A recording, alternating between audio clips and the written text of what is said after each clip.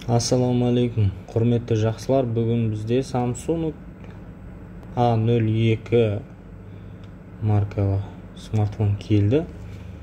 Google бұғатына түскен. Экран блокировкасы, экран бұғаты да белгісіз, ұмытып қалған. Модельді көрейік. A022G деген модель екен. Қазір қалай ашатын боламыз, видеода тамашалаңыздар. Ол үшін бізге арнайы компьютер қажет, немесе ноутбук, және арнайы осы бұғатты шешетін құрылғы қажет болады. Құрылғыны іске қосамыз, ноутбукке жалғаймыз. Сосын USB шнур қажет болады, жақсы жұмыс жасайтын. Мейлінше жаңа болғаны дұрыс. Көбінде USB шнурлар дұрыс тимей қалады. Ондай жағдайда Google бұғаты шешілуі екіталай. Смартфонның қосылғанын күтеміз. Міне қосылды. Смартфонды қолымызға аламыз, бастаймыз. Google бұғатын сұрап тұрғанына көз жеткізу үшін далее батырмасын басып тексеріп алайық. Міндетті түрде Wi-Fi-ға жалғануымыз қажет. Wi-Fi-дің құпия сөзін енгіземіз. Сосын ары қарай батырмасын басамыз.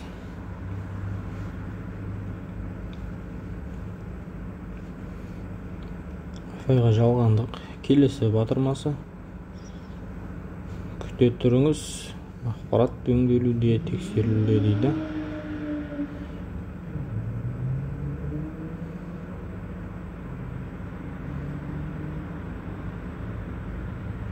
Бағдарламаны дайындап қоя берейік.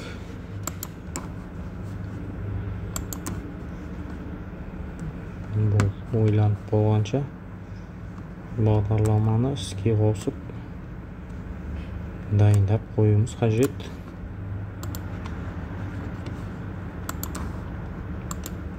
Бұл негізі ұзақ уақытты алмайды. Кейде смартфонның өзінің жұмыс жасау жылдамдығына байланысты ұзақ уақытқа созылуы мүмкін. Егер смартфоныңыздың жадтары өте жоғары болса, жақсы жылдам ашуға болады. Бұл A02 болғандықтан кішкене баяу қозғалады. Оған таң қалмаймыз. Және бұғатты ашу барысында да көптеген қиындықтар туындауы мүмкін. Ол да ештеңе етпейді. Мүмкіндігінше Google бұғатын шешуге тырысамыз.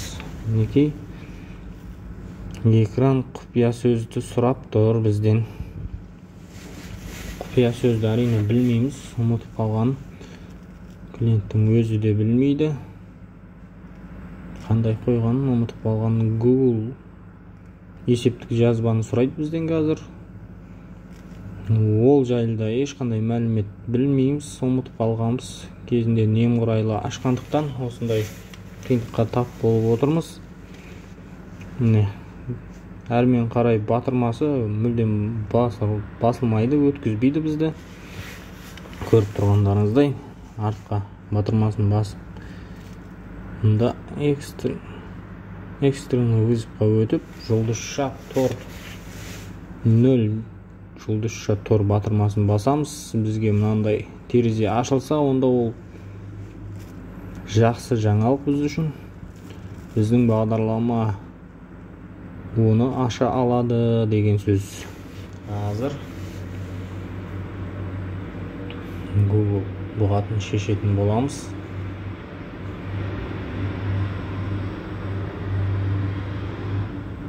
Батырманы басайын.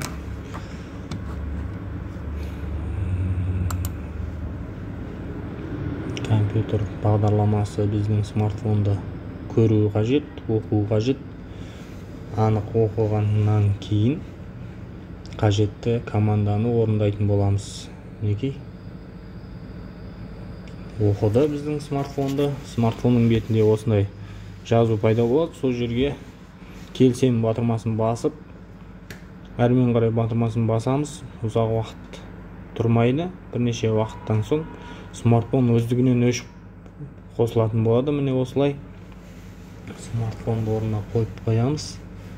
Және тек қана күту қажет бізге. Samsung A02 мінекей смартфонымыз қайта қосылуда. Жақынырақ көрсетейін сіздерге түсінікті болу үшін. Осылай өзі ұзақ уақыт алады. Бұл жаңағы айтқанымдай смартфонның жады кішкене аздау болғандықтан кішкене баяу қозғалады. Егер азуы жоғары болатын смартфондар болса, әлде қайда жылдам қосылар еді.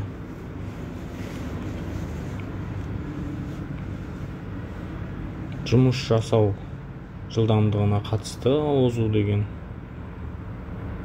жад.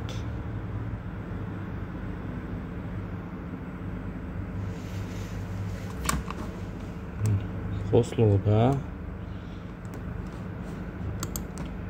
озуының аздығына қарамастан мейлінше жылдам қосылуда біздің смартфон. Міне бұғат алынды. Біздің смартфонымыз енді тап-таза, негізі жадында ештеңе қалған жоқ, барлығы өшіп кетті. Смартфон пайдалануға дайын десек те болады. Дегенмен кейде мынадай кедергілер болады. Қазір экран бұғатын ашып көрейік. Меніңше осылай ұзақ ойланатын болады бұл. Жаңағы бағдарламадан кейін экран өздігінен өздігі осылай қарайып өшіп осылай қайталанып қатып қалатын болады. Кейбір жағдайларда ол ұзаққа созылмайды, кейбір смартфондарда тез ашылатұғын болады. Бұл жады төмен болғандықтан есін жия алмай тұр. Ондай жағдайда hard reset жасаймыз. Hard reset дегеніміз зауыттық баптауларды қайта қалпына келтіру. Кешін тазалау, жадын тазалау жалпы айтқанда. Ол үшін бізге смартфонның өзінде 3 батырма болады. Дауыс ұлғайтқыш, азайтқыш және өшіріп қосатын. Сол 3 батырма арқылы жасаймыз оны команданы. Смартфонның өзінің жүйесіне кіретін боламыз сосын. Қазір кішкене күтіп көрейік. Ашылмаса сол hard reset командасына ауысатын боламыз. Қосылмайым дейді. Өшіріп қайта қосып батырмасын басып көрейік. Бұл да көмектеспейді, міне. Мүлдем бағынбайды бізге смартфон. Қазір бұны бағындыратын боламыз. Негізі байқасаңыздар, бір 8-10 минуттың ішінде ашып қоюға болады смартфонды. Дегенмен смартфонның жадына байланысты осындай ұзақ уақытқа созылып кетеді. Ол смартфонның жадына байланысты, көбінде жұмыс жасау жылдамдығына байланысты болады.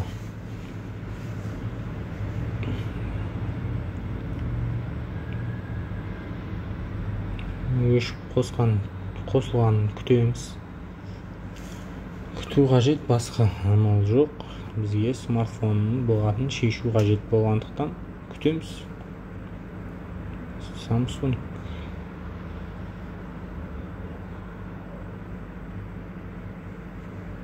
Samsung смартфондары жалпы айтқанда жақсы смартфондар.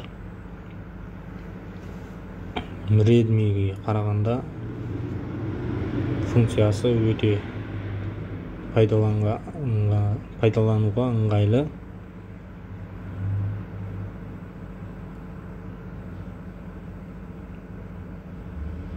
Процессорды айтарлықтай жұмыс жасау уақыты жақсы жұмыс жасайды.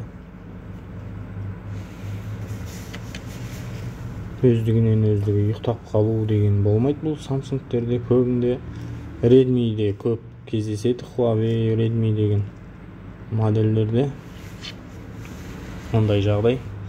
Жаңа бағдарламаларды көтере алмай, жады өшіп қалады, сөніп. Оянуы екіталай болып. Мінекей біздің смартфон іске қосылды.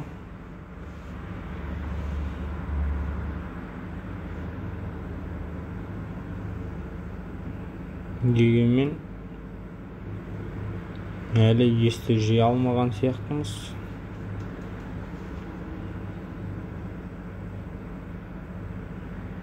Міне жаңағы операция қайталанып тұр.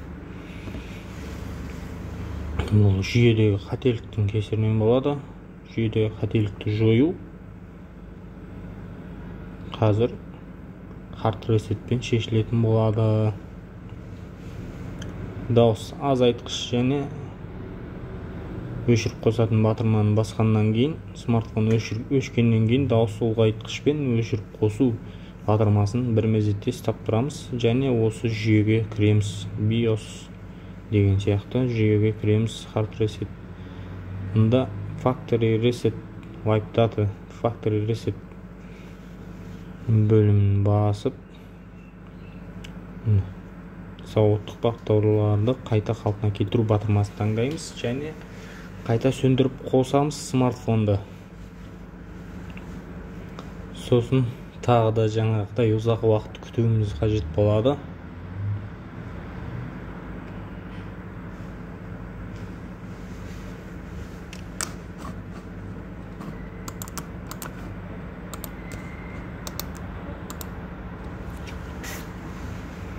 Осылай күтеміз.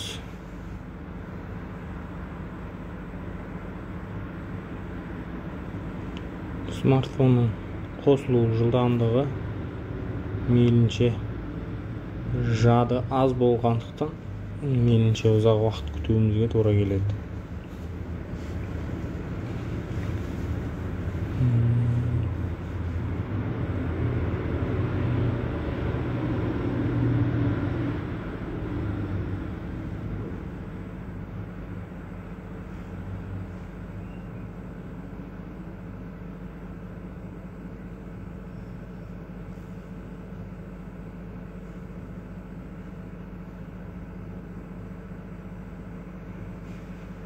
Бұл жерде өткізіп жіберуге де болады жалпы. Дегенмен сенімді болу үшін видеоны ешқандай кескен жоқпын. Қанша уақыт алатынын адамдар білу үшін. Көбінде ойлайды көбісі 15 минутта шешіп тастайды деп. 15 минутта шешіп тастауға болады, ол үшін жаңағыдай смартфонымыз жақсы жұмыс жасауға қажет және жады жоғары болу керек. Жоғары санаттағы смартфондар мейлінше тез ашылады. Дегенмен оларда да қиындықтар болады әртүрлі. Жалпы осы жұмыстың барысы осындай.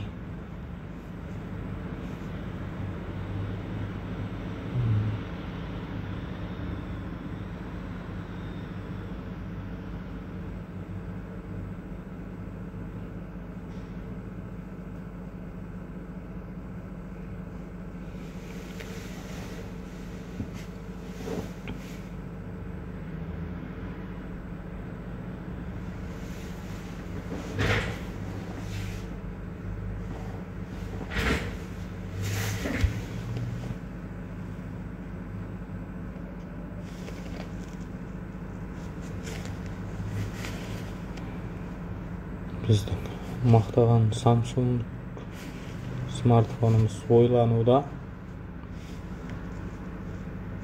Redmi'ден қалысар емес бұл да.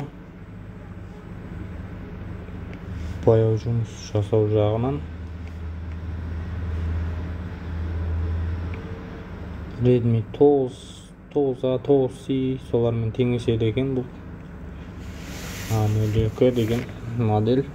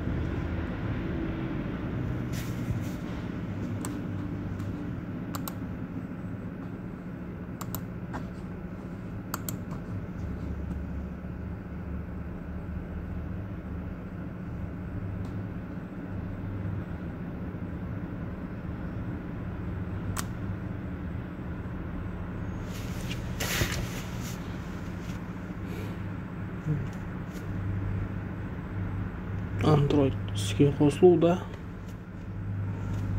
Бұл жақсы көрсеткіш.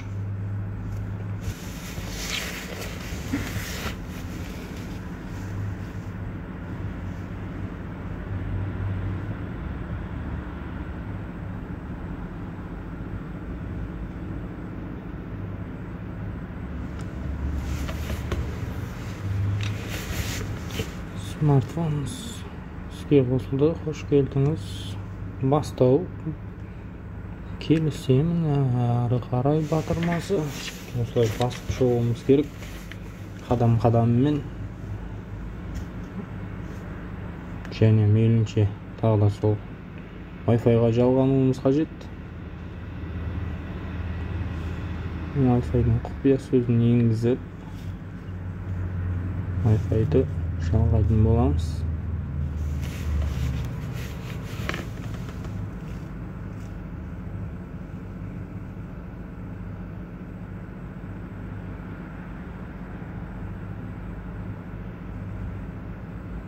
Ары қарай батырмасы басамыз. Және тағы да күту қажет. Смартфон өзінің бағдарламасын жаңартуда.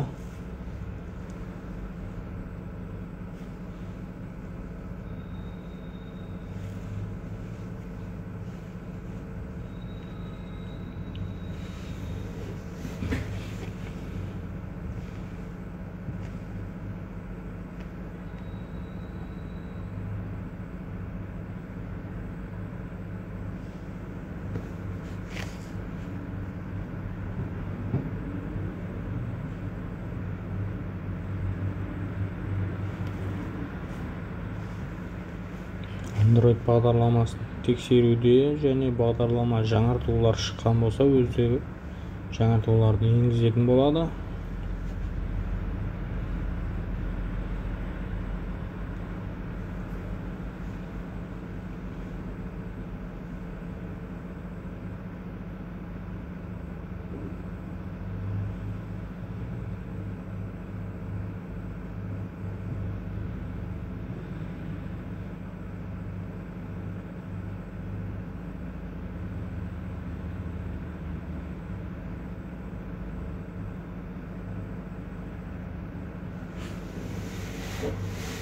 Samsung A022G şifreli modeli.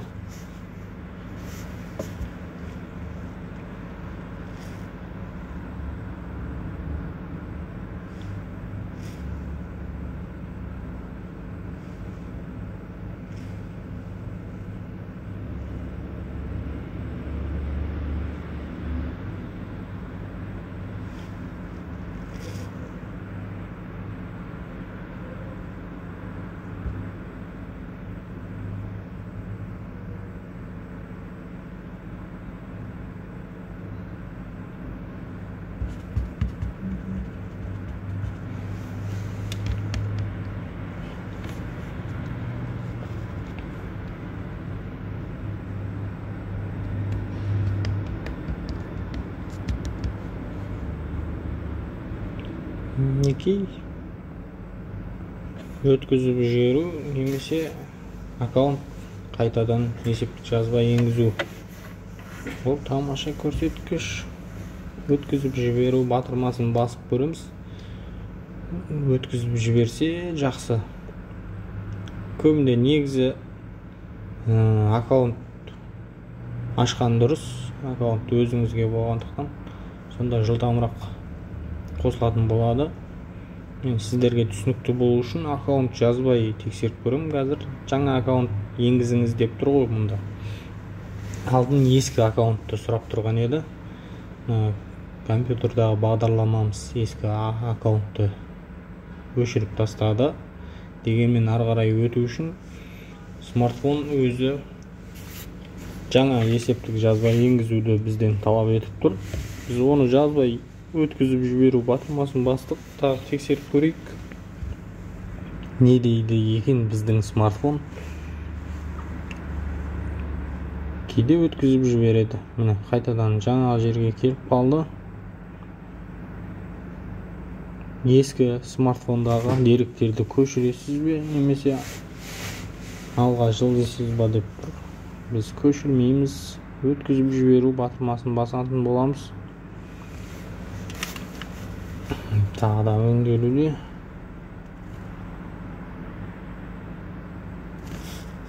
Күтеміз, күте тұрыңыз дейді. Басқа бетке лақтырып жіберді бізді.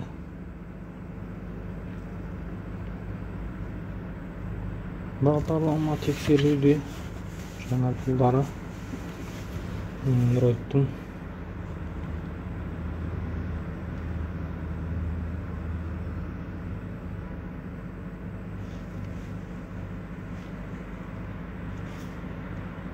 әрбір жұмыстың осындай қиындығы мен жеңіл жақтары болады.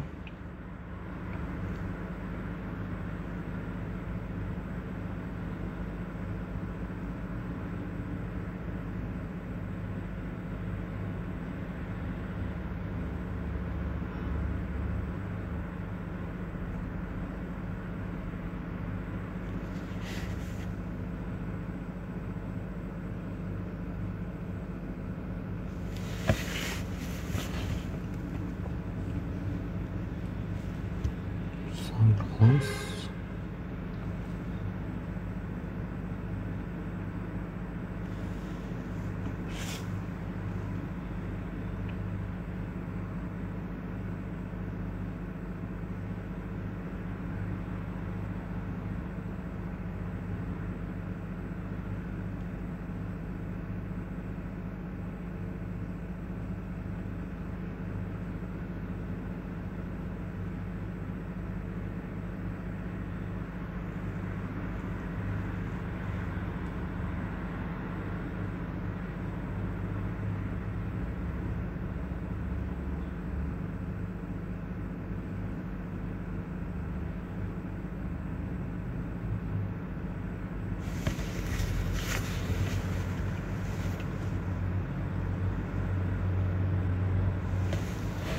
Не осы бір смартфонға қаншама уақыт кетті мысалға.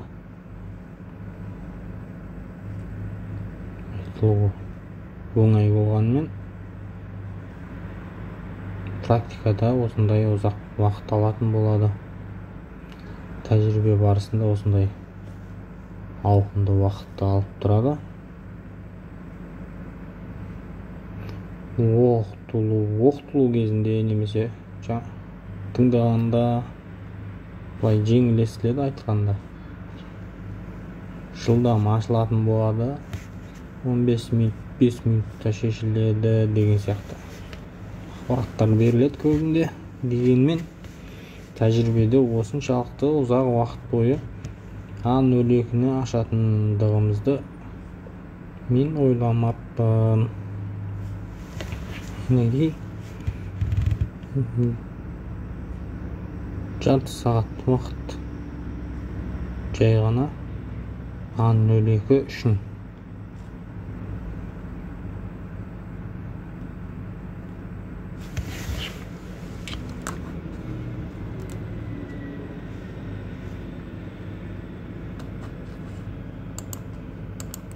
Білім деген жалпы уақыт және сабырлық талап ететін нәрсе ғой.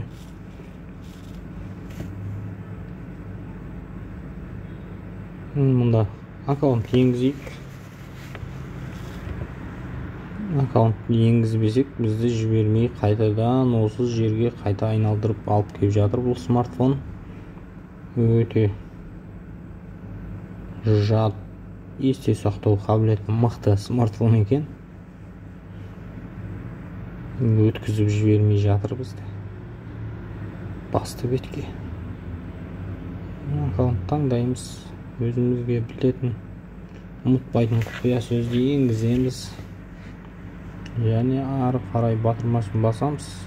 Сонымен біздің смартфонымыз Google бұғатынан шешілді ме шешілмеді ме байқайтын боламыз. Қабылдаймыз, барлық шарттармен келсеміз, Android Google'дың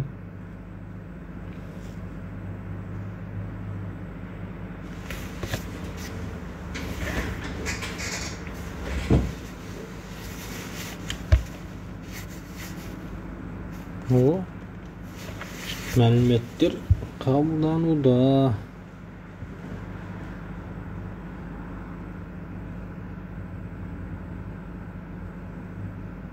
Google қауіпсіздігі өте жоғары болғандықтан осыншалықты қиындау болып тұр Google бұғатын шешу.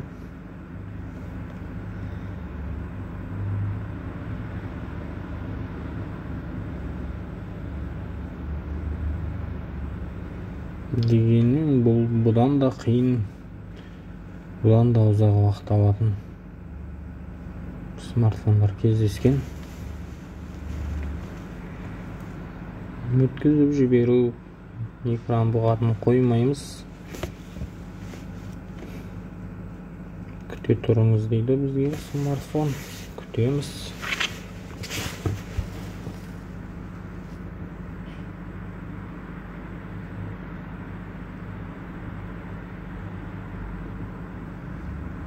Келесі.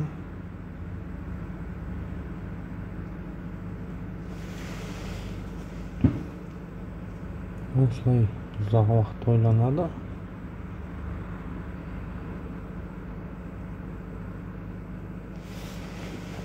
Бұл ештеңе етпейді бұл.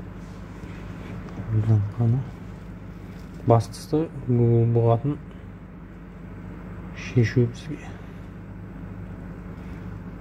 Окей, Google.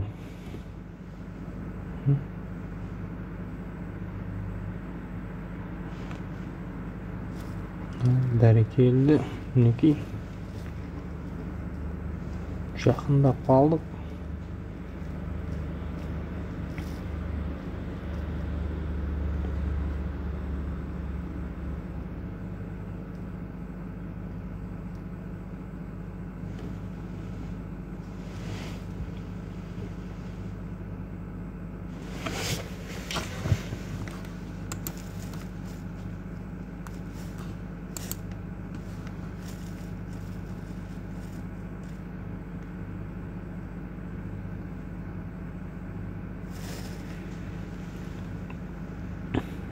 Смартфон дайындалуда, қосылуға.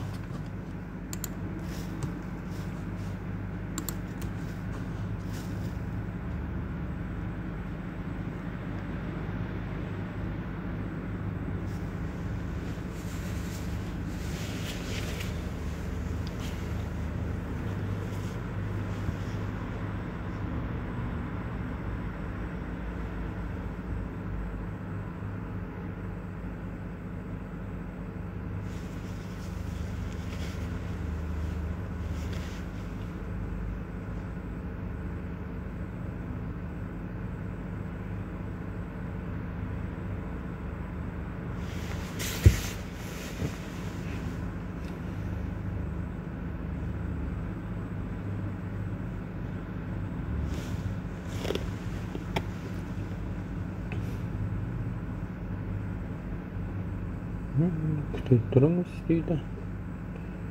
Күтейік.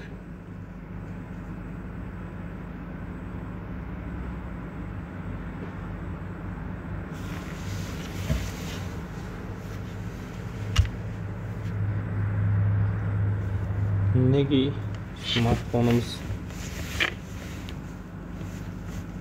Samsung аккаунт сұрап жатыр. Өткізіп жіберу батырмасын басайық біз.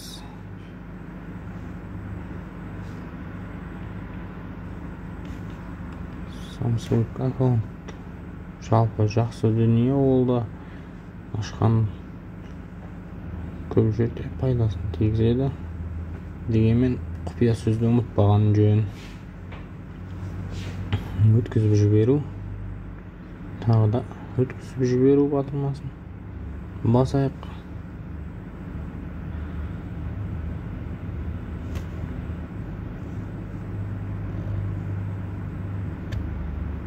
Өткізіп жібереміз осылай.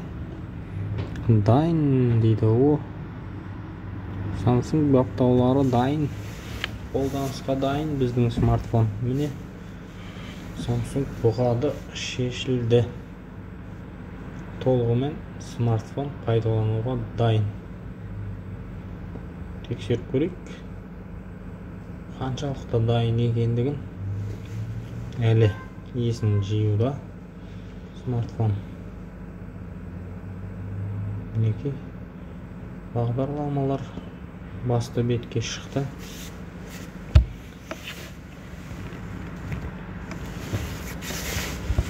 Смартфон